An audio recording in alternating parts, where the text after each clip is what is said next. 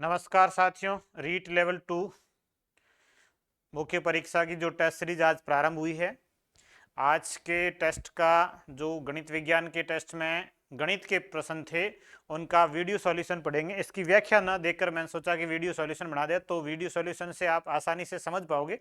व्याख्या से इतनी चीज़ें समझ नहीं आती है, तो वीडियो सॉल्यूशन से आपको सारी चीज़ें समझ आ जाएगी। पहला प्रश्न, निम्न में से सही कथन है। √3 एक परिमेय संख्या है। गलत है, √3 परिमेय संख्या नहीं है। प्रत्येक पूर्णांक संख्या एक परिमेय संख्या है, यह सत्य है। सत्य पूछा है तो इसका उत्तर आ गया ऑप्शन नंबर बी। प्रत्येक वास्तविक संख्या एक परिमेय संख्या नहीं। 22/7 एक अपरिमेय संख्या नहीं। अब देखो ऐसा क्यों नहीं है, उत्तर आ गया है, चेक करते हैं। सबसे पहले ये रूट वाली जो संख्या होती है, √2, √3, √5, जिनका पूर्ण वर्गमूल नहीं होता है, रूट वाली संख्याएं जिनका पूर्ण वर्गमूल नहीं होता है, ये अपरिमेय संख्या है। इसके अलावा पाई एक अपरिमेय संख्या है। और एक दशमलव का प्रकार अशांत, जिसको अनवसानी भी बोलते हैं, अशांत अनावृत, अशांत अनावृत प्रकार की संख्या जैसे ये आता है 2.5, 1, 3, 2, 4, 1, 6, 8, इस तरीके से लिखा हो। मतलब न तो आवृत्ति हो रही है और न शांत दशमलव संख्या, न भाग पूरा हो रहा, न आवृत्ति हो रही, इस तरह की संख्या आती है, उसको बोलते हैं अशांत अनावृत। अशांत का नाम एक अनवसानी भी है, अनवसानी, अनवसानी या अशांत एक ही है। अशांत अनावृत ये संख्याएं जो है ये अपरिमेय संख्याएं। इसके अलावा जो सारी संख्याएं बचती वो परिमेय है। परिमेय के अंदर एक तो आता है पूर्णांक, एक आता है भिन्न। सभी प्रकार की भिन्न परिमेय, जैसे ये 22/7 लिखा तो भिन्न है, 22/7 भिन्न है जो परिमेय है, या अपरिमेय लिखा इसलिए गलत हो गया, क्योंकि 22/7 भिन्न और भिन्न कैसी होगी, परिमेय होगी। इसके अलावा एक आता है दशमलव का प्रकार शांत, और एक आता है अशांत आवर्त। अशांत अनावर्त उसमें आएगा, अशांत आवर्त जो आएगा वो इसमें आएगा परिमेय संख्या। अशांत आवर्त परिमेय में आएगा, अशांत अनावर्त है जो अपरिमेय में आएगा। इसलिए ये 3 कथन। और एक ये कथन के वास्तविक संख्याएं क्या होती है, इसको भी देख लेते हैं। वास्तविक संख्या में परिमेय और अपरिमेय दोनों आती है। परिमेय संख्याएं भी वास्तविक होती है और अपरिमेय संख्याएं भी वास्तविक होती है। तो प्रत्येक वास्तविक संख्या वो परिमेय होगी कोई जरूरी नहीं है, वो अपरिमेय भी हो सकती है। इसलिए यह कह रहा है कि प्रत्येक परिमेय वास्तविक संख्या परिमेय संख्या होगी, गलत है। प्रत्येक परिमेय संख्या वास्तविक होगी ऐसे होता, इसका उल्टा लिखा होता, परिमेय पहले और वास्तविक बाद में, तो सही है, अन्यथा वो गलत है। क्योंकि वास्तविक में तो दोनों आते हैं, परिमेय भी आते हैं और अपरिमेय भी आते हैं। और जो वास्तविक में नहीं आते हैं उनको बोलते हैं काल्पनिक। ऐसा प्रश्न भी आएगा आगे अपने। परिमेय संख्या का दशमलव निरूपण अभी अपन ने पढ़ लिया। परिमेय संख्या का दशमलव निरूपण शांत होता है। अनवसानी मतलब अनावर्त, सॉरी अशांत, अशांत भी होता है। अनवसानी लेकिन आवृत्ति, अशांत लेकिन आवर्त, आवर्त भी होता है। अनवसानी और अनावर्ती नहीं होता है। यह अपरिमेय संख्या है।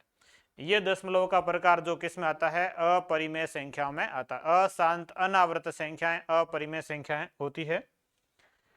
इसके बाद निम्नलिखित में से परिमेय संख्या है, ये अशांत अनावर्त है, न तो आवृत्ति हो रही है, एक ही जैसा अंक वापस नहीं है, 0 1 फिर 0 0 1 0 0 1 ऐसे आया, तो ये अशांत अनावर्त है, ये तो अपरिमेय है। 2.371 ये वापस रिपीट हो रहा है, ये आवर्त है। और आवर्त संख्याएं किस में आती है, परिमेय में। परिमेय पूछा, ये परिमेय। ये अपरिमेय संख्या रूट वाली, ये पाई अपरिमेय, ये 3 अपरिमेय है, और एक ये जो आवर्त संख्या है, आवर्त संख्या परिमेय होगी। आपको परिमेय पूछा है, इसका उत्तर बी होगा। निम्नलिखित में से कौन सी संख्या वास्तविक है, अभी आया था काल्पनिक और वास्तविक। वास्तविक जो परिमेय और अपरिमेय है वो। काल्पनिक ये होता है कि रूट के अंदर माइनस आ जाए, रूट में माइनस आता है तो इस प्रकार की संख्याओं को अवास्तविक संख्याएं या काल्पनिक संख्या, दोनों अवास्तविक और काल्पनिक। रूट में यदि माइनस आता है तो उसको अवास्तविक या काल्पनिक संख्या कहते हैं। तो इसमें रूट में माइनस है, इसमें रूट में माइनस है, इसमें रूट में माइनस है। माइनस तो इधर भी है लेकिन 2 है, तो ये दोनों गुणा कर सकते हैं, 2 और 3 का गुणा 6 होगा, माइनस माइनस गुणा होके प्लस होगा। तो ये संख्या रूट 6 जो है वास्तविक संख्या है, और बाकी की तीनों क्या है, काल्पनिक संख्या। ये तीनों काल्पनिक है, ये वास्तविक है। आपको वास्तविक पूछा है तो ऑप्शन नंबर डी। अगला, कौन सा कथन सही नहीं है? परिमेय संख्या का दशमलव प्रसार शांत और आवर्त, बिल्कुल सही है। परिमेय संख्या शांत आवर्त होती है। परिमेय संख्याएं योग और गुणा के लिए समर्थ होती है। इसका अर्थ है कि परिमेय संख्याओं का योग हमेशा परिमेय होता है, बिल्कुल सही है। और परिमेय संख्याओं का गुणा भी हमेशा परिमेय होता है, ये भी सही है। तो यह कथन सत्य है। अपरिमेय संख्या का दशमलव प्रसार शांत होता है, नहीं होता। अपरिमेय संख्याओं का दशमलव प्रसार शांत नहीं होता है। अपरिमेय संख्याओं का दशमलव प्रसार अनवसानी और अनावर्ती होता है। अपरिमेय संख्याओं का दशमलव प्रसार अनवसानी और अनावर्ती होता है, ये सही है। और आपको गलत कथन पूछा है तो ऑप्शन नंबर सी है। इसकी व्याख्या अपन ने पहले पढ़ ली। वैसे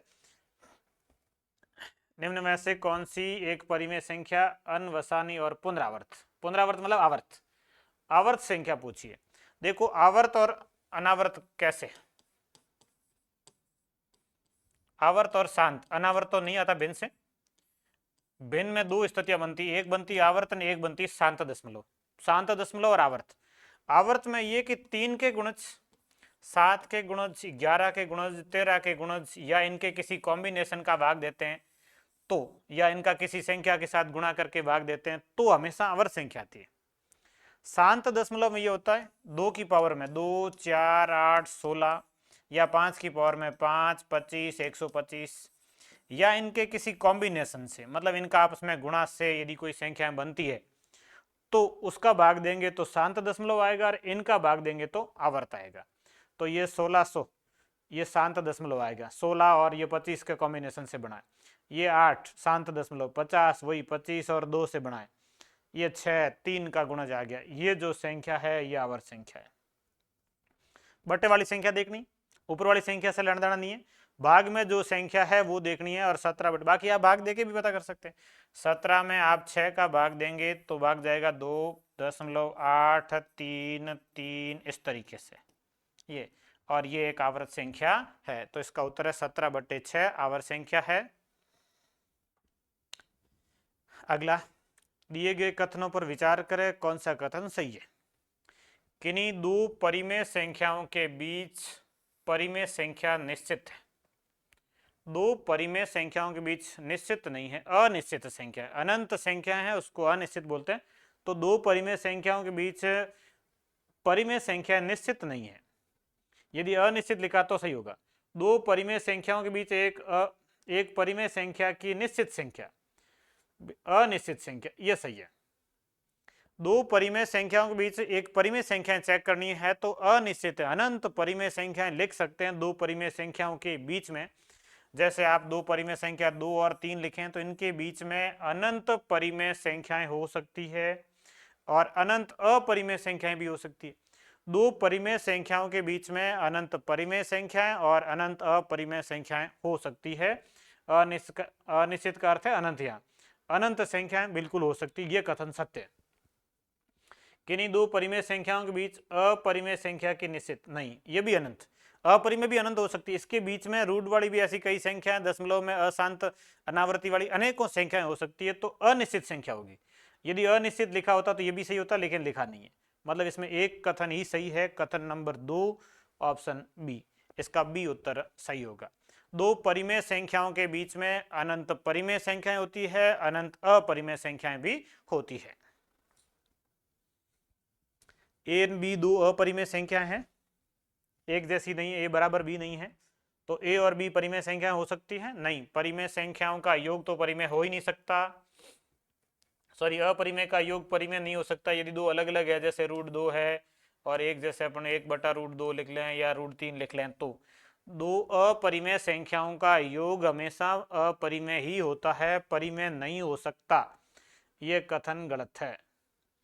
a माइनस बी परिमेय संख्याएं हो सकती है? नहीं, एक जैसी नहीं है तो नहीं हो सकती। एक जैसी होती तो घटाते 0 होता, लेकिन एक जैसी नहीं है तो परिमेय नहीं हो सकता, अपरिमेय होगा। ए बी परिमेय संख्याएं हो सकती है, इनका गुणा परिमेय हो सकता है। जैसे यदि ये √2 और 1/√2 होता तो गुणा करते तो कितना आता, 1 आता, जो कि परिमेय।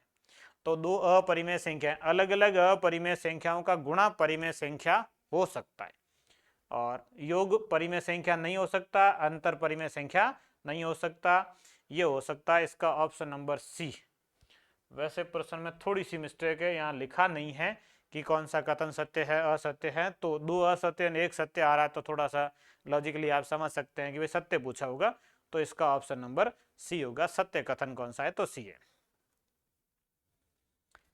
कौन सी आवर्त संख्या नहीं है, अभी पढ़ा था अपने आवर्त बटे में, जैसे 7, 13 और 17 आएंगे तो आवर्त नहीं आएगी, सॉरी आवर्त आएगी। 7, 13 और ये आएंगे तो ये आवर्त संख्याएं है, और यदि बटे में ये जैसे 2, 4, 8, 16 आ जाते हैं तो ये आवर्त नहीं है। ये जो संख्या है ये शांत दशमलव संख्या है, और ये तीनों स्थितियां किसकी है, आवर्त की। आप भाग दे के भी पता कर सकते हैं, सीधा आप याद रखें, आपको बताया थोड़े पहले एक प्रश्न में कि बटे में कौन सी, ये 3, 7, 11, 13, 17 इनका जब भाग देते हैं तो हमेशा आवर्त संख्या ही आती है। कौन सा सम्मिलित नहीं है, देखो ये चीजें बदलनी आनी चाहिए।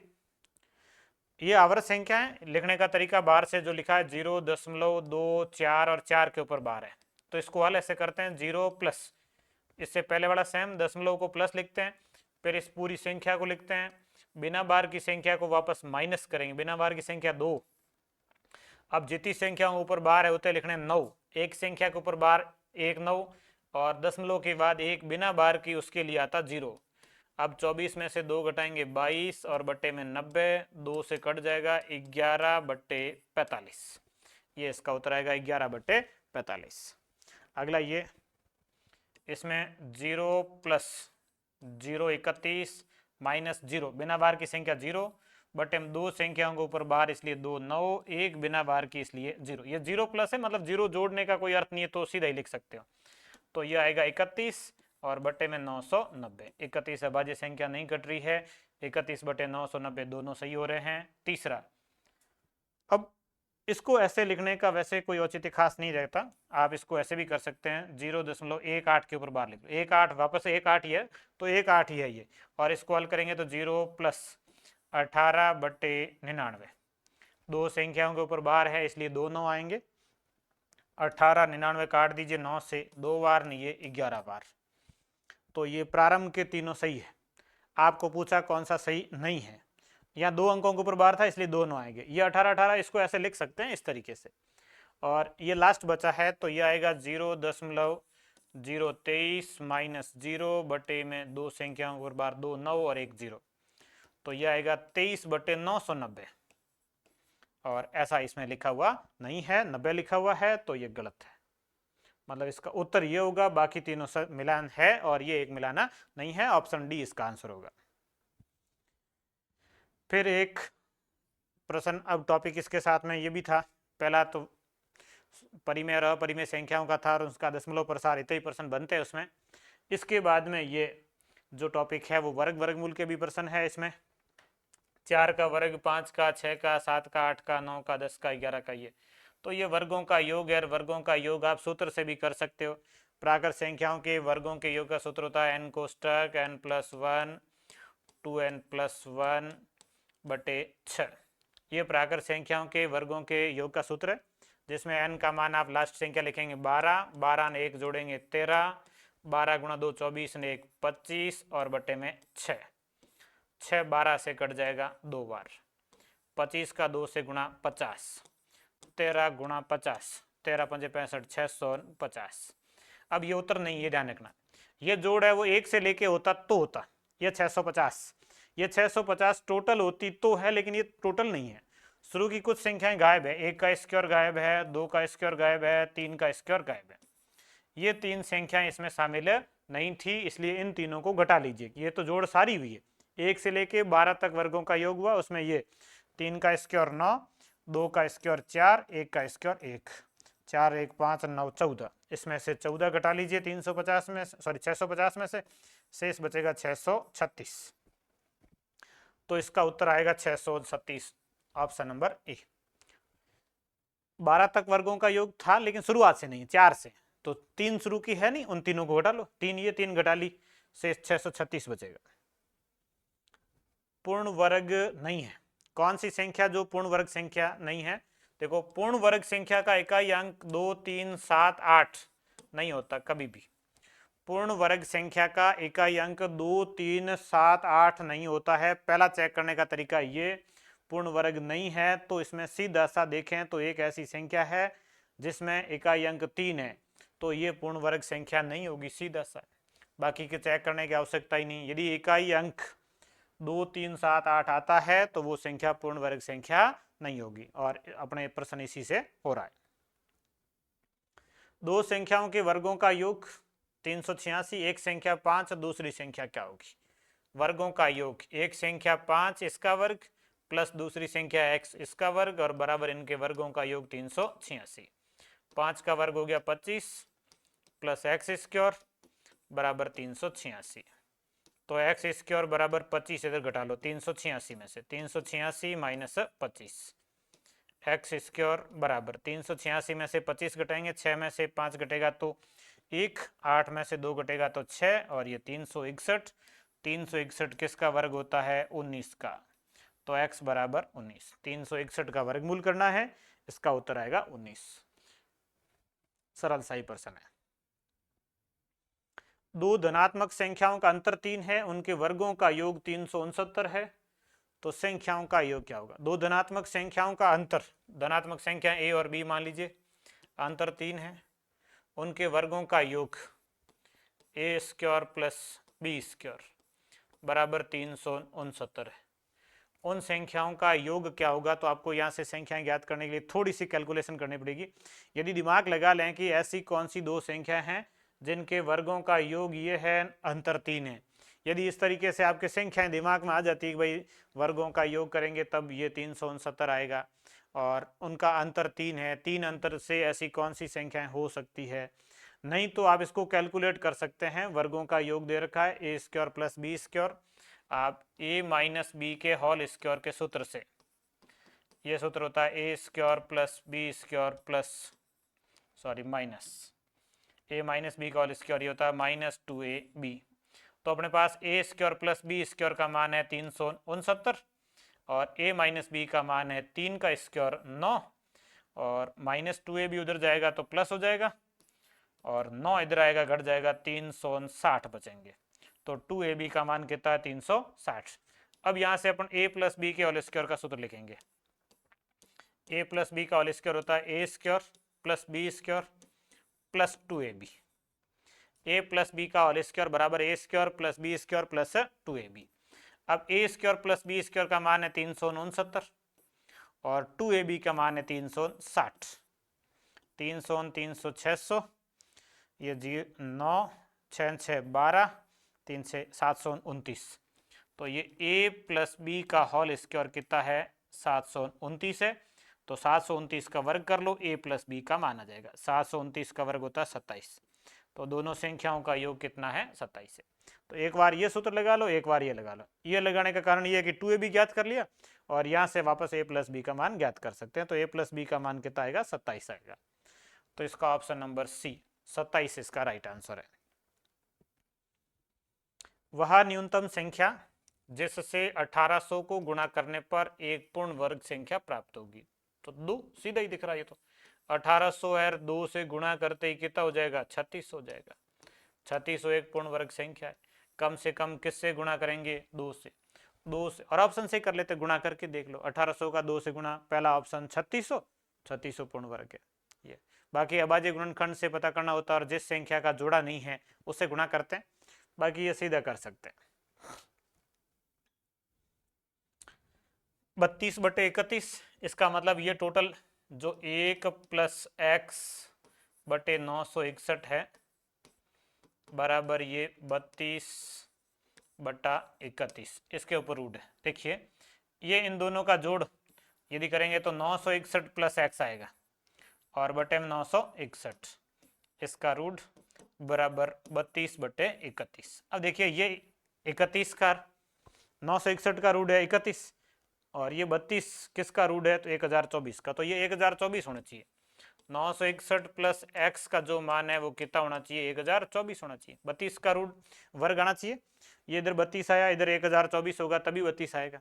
तो x का मान कितना होगा, 961 घटा लो इधर, x बराबर 1024 माइनस 961। 4 में से 1 घटाएंगे तो 5, 12 में से 6 घटाएंगे तो 6। तो इसका उत्तर आएगा 65, ऑप्शन नंबर सी। ये सीधा ही कर सकते हैं भाई, ये 31 का स्क्वायर है, ये 32 का स्क्वायर होगा, ये 32 का स्क्वायर, 961 1 से गुणा होगा, नेक्स्ट जुड़ेगा।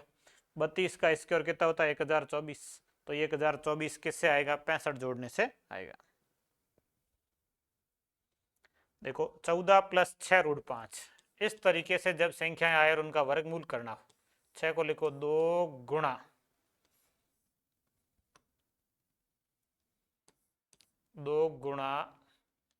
3 गुणा रूट 5, ये लिख सकते हैं।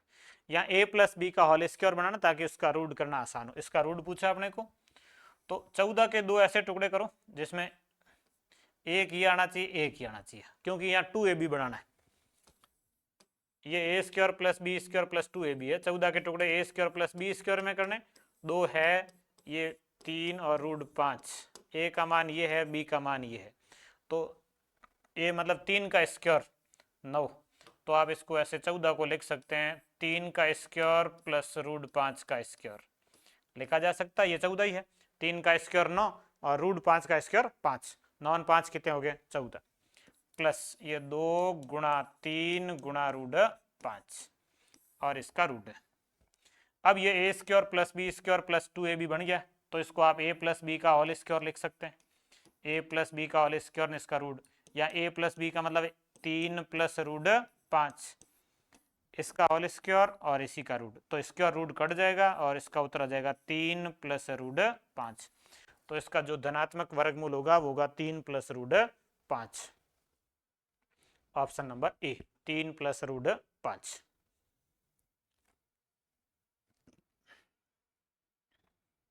ए सबसे छोटी संख्या है ताकि दोनों 1452 गुणा ए और 1452 भाग ए पूर्ण वर्ग संख्या है। ए का मान कौन सा है, 1452 में किसका भाग दें या 1452 को किससे गुणा करें कि पूर्ण वर्ग संख्या बन जाए। तो इसके लिए आपको क्या करना है कि 1452 का अभाज्य गुणनखंड करना है। 1452 में 2 का भाग 752 में जाएगा 26 बार, फिर 2 का भाग 72 में 36 और इसमें जाएगा 363, फिर 2 का भाग 36 में 18 2 का भाग नहीं जा रहा है, 363 है, इसमें 3 का भाग देंगे, 3 का भाग देंगे तो 36 में 12 और इसमें 1 और 121 पूर्ण वर्ग संख्या है। ये भी पूर्ण वर्ग संख्या है, एक संख्या बच गई कौन सी, 3, तो इसका उत्तर आएगा 3।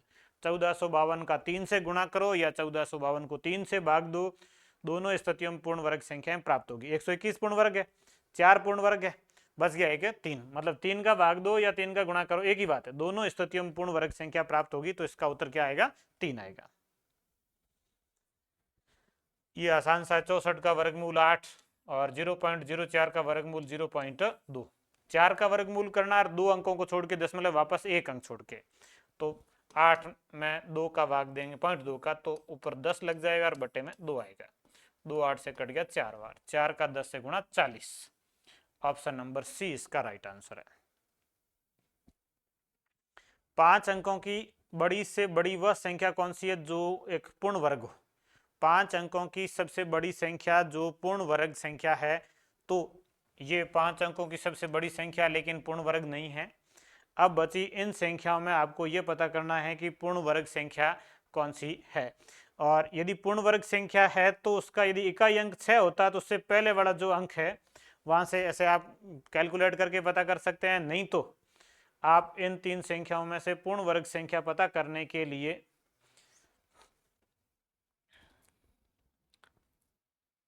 लास्ट जो संख्या है उसका वर्गमूल कर लेते हैं अपन, 99,999, इसका वर्गमूल कर लेते हैं भाग विधि से और जो शेष फल आएगा उसको घटा लेंगे। 99,999। भाग विधि से वर्गमूल करेंगे ये, और सबसे छोटी संख्या इसमें जो आएगी जोड़ा बनेगा तब दो दो के बनेंगे। ये 9 है, 9 से 9 पढ़ा अपने पूर्ण संख्या 3 गुणा 3 है, ये 3 गुणा 3 9, इधर 3 और 3 जोड़ के लिखेंगे 6, 9 में से 9 घटाएंगे 0, उधर से अगली संख्या आएगी 99। इसके बाद में 99, ये 6 के बाद में एक संख्या लिखनी है और उधर से जो अपने 99 लिखा उससे कम आना चाहिए तो 1 लिखेंगे, ये आएगा 61 गुणा 1 61, 61 ने 1 जोड़ के लिख दो 62, और 9 ने 1 10, आज से सॉरी घटाएंगे, 9 में से 1 घटाएंगे 8, और 9 में से 6 घटाएंगे 3, ये आएगा 38, और उधर से संख्या जो लिखनी है वो लिखनी है 99। अब 62 के बाद संख्या लिखो और 38 और 99 से कम संख्या आनी चाहिए, तो 62 के बाद जैसे 6 लिखते हैं, 6 36, ये 6 गुणा 6 36, आज से लगेगा 3, 6 का 2 से 12, 3 15, आज से लगेगा 1, 6 का 6 से 36 ने 1 37, 3756, ये 3756। मतलब इससे पहले जो पूर्ण वर्ग संख्या आ रही है वो एक बार भाग गया 3 का, एक बार 1 का, 1 का 6 का। 316 का जो वर्ग होगा वो 5 अंकों में सबसे लास्ट होगी। 316 का वर्ग 5 अंकों की सबसे लास्ट पूर्ण वर्ग संख्या है, या यहाँ से पता कर लो, ये वैसे लिखने का आवश्यकता नहीं, ये घटा लो। 6 9 में से 6 घटाएंगे तो 3, और 9 में से 5 घटाएंगे तो 4, 8 में से 7 घटाएंगे तो 1, 143 शेष बच रहा है। मतलब इस संख्या में से 143 घटा लो, आपके पूर्ण वर्ग संख्या आ जाएगी। ये इसमें से घटाएंगे 143, ये 6, 9 में से 4 घटाएंगे तो 5, 9 में से 1 घटाएंगे तो 8, और इधर बचे 99, 99,856। तो इसका ऑप्शन नंबर डी 99,856 जो है पूर्ण वर्ग संख्या है। पूर्ण वर्ग के लिए आपको इस तरीके से हल करना है कि सबसे बड़ी संख्या लिख लो, अब भाग विधि से वर्गमूल कर लो, और जो शेष पल आ रहा है उसको घटा लीजिए।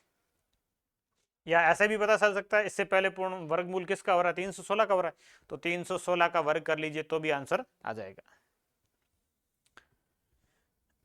ये जो आते हैं इस तरीके के प्रश्न, या जैसे संख्या लिखी है उसके टुकड़े करते हैं, ये जैसे 56 है, मान लीजिए 56 लिखे है,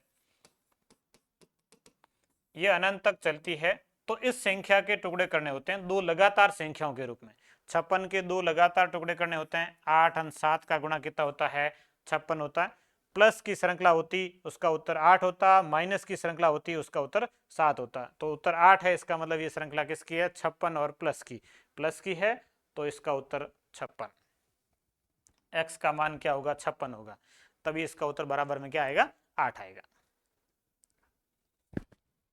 अगला 0.4 के ऊपर बार है और इसका रूट करना, 4 के ऊपर बार है तो ये होगा 4/9 और इसका रूट, फिर 0.9 के ऊपर बार है तो 9/9 और इसका रूट, 4/9 का रूट होगा 2/3, 9/9 का रूट होगा 1, 1 सही 2/3, तो 1 सही 2/3 ऑप्शन नंबर ए इसका सही उत्तर है, 1 सही 2/3।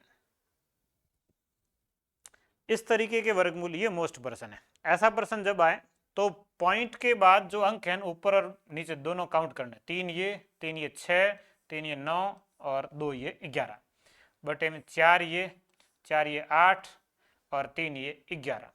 यदि बराबर हो रहे हैं तो काट सकते हो, इसमें बराबर हो रहे हैं काट दीजिए, संख्या बचेगी 9 36 16 8, और बटे में बचेगा 2 8 और 2, ये 8 से 8 कट जाएगा, 2 और 2 4 होगा, 16 से कट जाएगा 4 बार।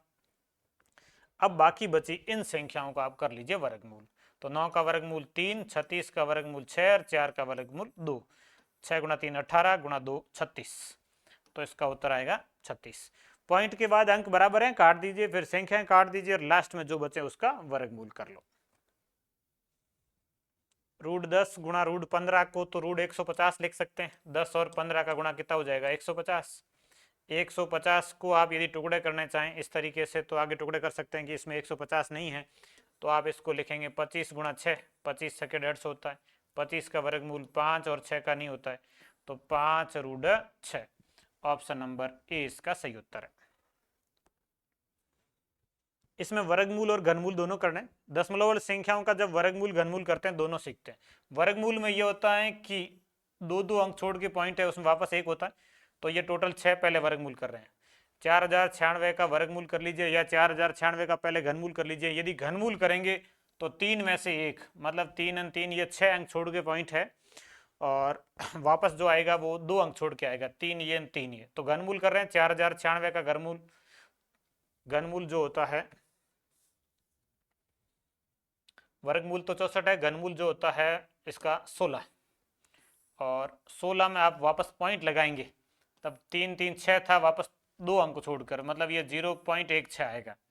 अब इसका वर्गमूल करना है। 16 का वर्गमूल होता है 4, 2 अंक छोड़ के पॉइंट, वापस 1 अंक छोड़ के 0.4। घनमूल में ये होता है कि 3 अंक छोड़ के हैं तो वापस 1, वर्गमूल में ये होता है कि 2 अंक छोड़ के हैं तो वापस 1। वर्गमूल 2 में से 1 लेना था, घनमूल 3 में से 1 लेना था, और 16 का वर्गमूल 4 और 1 अंक छोड़ के पॉइंट 0.4। ऑप्शन नंबर बी इसका। आप इसमें पहले वर्गमूल घनमूल कौन सा करते हैं कोई फर्क नहीं पड़ता, कोई सा भी कर लीजिए। ये जैसे घनमूल किया, वर्गमूल करते हैं इसका तो 64 होता, और 64 में फिर 3 अंक छोड़ के पॉइंट लगता, 0.064 वर्गमूल करते तब ये होता। फिर 64 का घनमूल करते 4 और 3 में से 1 अंक छोड़ के पॉइंट, मतलब 0.4, तो ये सेम आता। दोनों स्थितियों से सेम उत्तर आएगा। ए स्क्वायर माइनस बी स्क्वायर का घनमूल करना है। A square minus B square को आप ए प्लस बी और ए माइनस बी लिख सकते हैं, फिर इसका घनमूल कर लेंगे। एक बार ए प्लस बी लिखना, एक बार ए माइनस बी लिखना। ए ये बी, इन दोनों को जोड़ेंगे। 13 608 392, 6 3 900, ये 4000, 13 13 26 ने 1 27, तो इन दोनों को जोड़ेंगे तो ये हो जाएगा 27। फिर घटाएंगे, इसमें से ये घटाएंगे तो 13 13 तो 6 में, 608 में से 392 घटाना है, 608 392, 8 में से 2 घटाएंगे 6, और इधर 10 में से 9 घटाएंगे 1, 5 में से 3 घटाएंगे 2, तो ये आएगा, घटाएंगे तब 0.216, और इसका घनमूल, और इसका घनमूल कर सकते हैं 27 का घनमूल 3 और 216 का घनमूल 6, 3 अंक छोड़ के पॉइंट, 1 अंक छोड़ के पॉइंट, ये 0.6, और 6 का 3 से गुणा 18, 1 छोड़ के पॉइंट 1.8, तो इसका जो आंसर आएगा वो 1.8 आएगा। तो ये ध्यान रखना है, इस प्रश्न को वर्ग करके फिर घटा के नहीं करना है, A square minus B square के सूत्र से करना है। ए प्लस बी ने ए माइनस बी, ए प्लस बी 27 हो गया, घटाएं तब ये आ गया, दोनों का घनमूल आसानी से हो गया। ये भी आसान है, यहाँ से शुरू करना। 343 का घनमूल 7, 7 20 में जोड़ेंगे 27, 27 का घनमूल करेंगे 3, 3 5 में जोड़ेंगे 8, 8 का घनमूल करेंगे 2, तो इसका उत्तर आएगा सी, ऑप्शन नंबर सी 2। कौन सा सत्य नहीं है? 2 बार घनमूल करना है इसका। 512 का घनमूल करेंगे तो 8, और 3 3 6 अंक छोड़ के हैं, वापस जो पॉइंट लगेगा वो 3 3 6, 2 अंक छोड़ के लगेगा 0.08, और दोबारा इसका घनमूल होगा नहीं, तो ये सत्य नहीं है, यही है उत्तर इसका, ऑप्शन नंबर ए। ये इसका घनमूल नहीं हो सकता, 2 बार इसका घनमूल होगा ही नहीं। 9 अंक छोड़ के होता तो 2 बार घनमूल कर सकते हैं, 6 वाले में तो एक घनमूल एक वर्गमूल ही हो सकता है।